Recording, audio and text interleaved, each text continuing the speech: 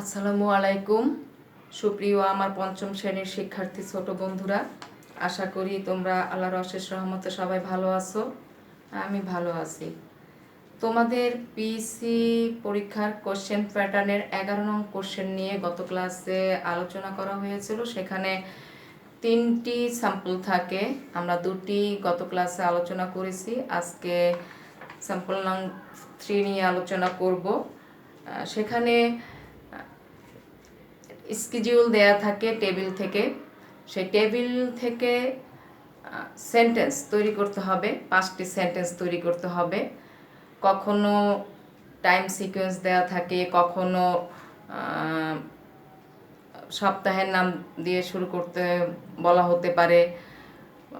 তারপরে সেই সপ্তাহে তুমি কোন কাজ কিভাবে করছো সেটাও বলা হয়ে থাকে। এভাবেই টেবিল থেকে আমাদের সেন্টেন্স তৈরি করতে হবে।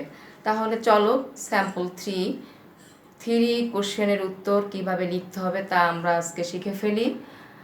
তাহলে কোশ্চেনটা কীরকম হবে আমরা একটু কোশ্চেনটা দেখি, তাহলে কোশ্চেনটা ডিসকাস করি।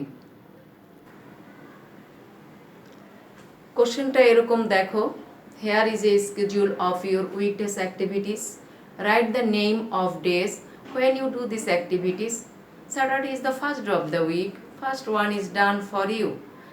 বলা হয়েছে এরকম, এখানে সাপ্তাহিক কার্যক্রমের একটি তালিকা দেয়া আছে।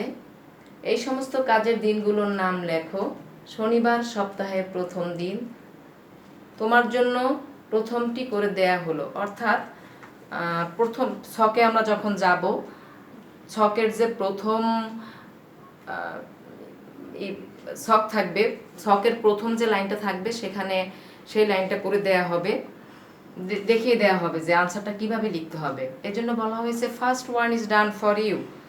তাহলে চলো আমরা ছকটা দেখে নিই, টেবিলে কিভাবে সাজানো আছে এবং সেই টেবিল থেকে আমরা কিভাবে ছকের অ্যান্সারটা লিখব। তাহলে লিখে ফেলো, প্রথমে এইটুক লিখে ফেলো। Here is a schedule of your weekdays activities. Write the name of days when you do these activities. Saturday is the first day of the week. First one is done for you. দেখে নাও। তারপর দেখো আমরা ছকে চলে যাব, ছকটা কিভাবে থাকে। এই কোশ্চেনটা 2018 সালে এসেছিল, পিইসি এক্সামের 2018 সালে এসেছিল।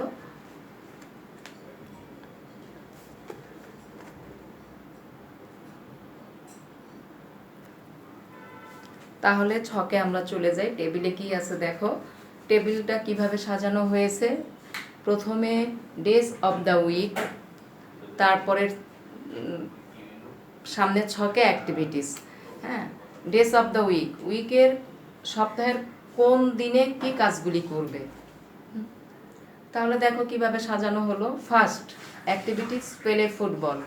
Second, fourth, fifth, six, seventh, এখানে ডের নাম লিখতে হবে, সপ্তাহের ডের নামগুলি লিখতে হবে। সেকেন্ড বলেছে read a story book, fourth watch TV, fifth go to market, sixth work in the garden, seventh visit relatives house. দেখো আনসার কিভাবে লিখতে হবে, একটা এক্সাম্পল দিয়ে বোঝানো হয়েছে। এক্সাম্পলটা দিয়েছে কিভাবে দেখো। ফার্স্ট, যেহেতু days of the week first, কোশ্চেনে প্রথমে বলা হয়েছিল Saturday is the first day of the week, এর জন্য ফার্স্ট বলতে আমরা এখানে স্যাটারডে বুঝবো। তাহলে কিভাবে আনসার দেয়া হয়েছে, on Saturday I play football, এটা এক্সাম্পল দেওয়া হয়েছে। এটা আমাদের আনসারের পার্ট না, এটা কোশ্চেনের একটা পার্ট। তো এখন সাজাইতে হবে কিভাবে দেখো, সাজাতে হবে ফার্স্ট প্লে ফুটবল, ওটা তো এক্সাম্পল দিয়ে বোঝানোই হলো, on Saturday I play football. সেকেন্ডে, যেহেতু Saturday is the first day of the week, তাহলে সেকেন্ডে হবে সানডে, তাহলে কি হবে on Sunday I read story বুক।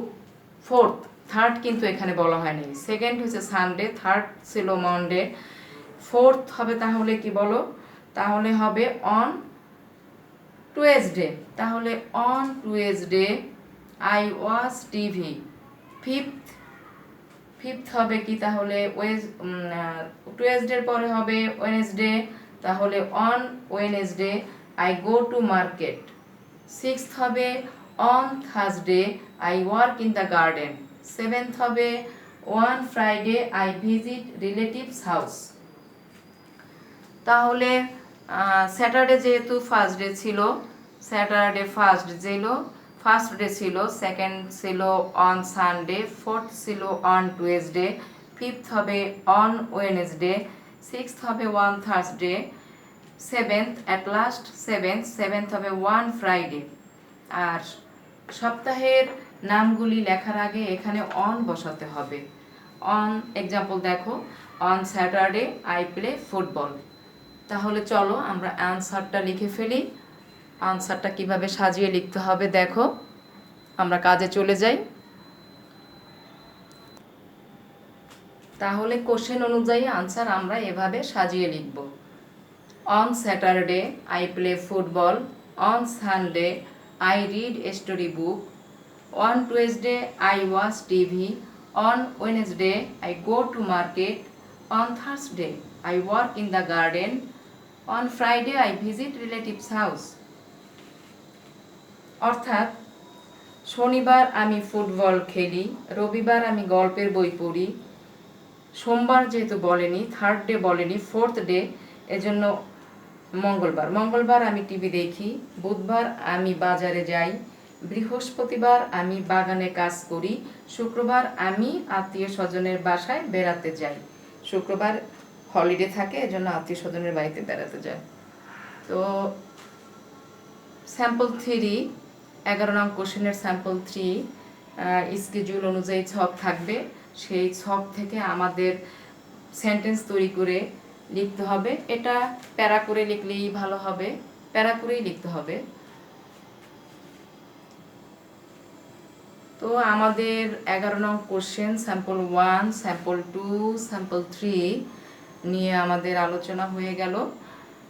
মোটামুটি আমরা 11 নং কোশ্চেন সম্পর্কে আইডিয়া নিতে পারলাম। তাহলে লিখে ফেলো, আনসারটা তোমরা লিখে ফেলো।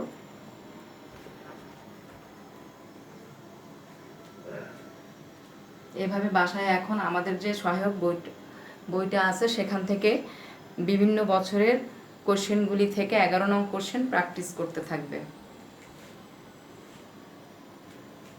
তাহলে চলো আমরা SWটা কি থাকবে দেখে নিই। তাহলে আমাদের SW কি করতে হবে একটু দেখে নাও।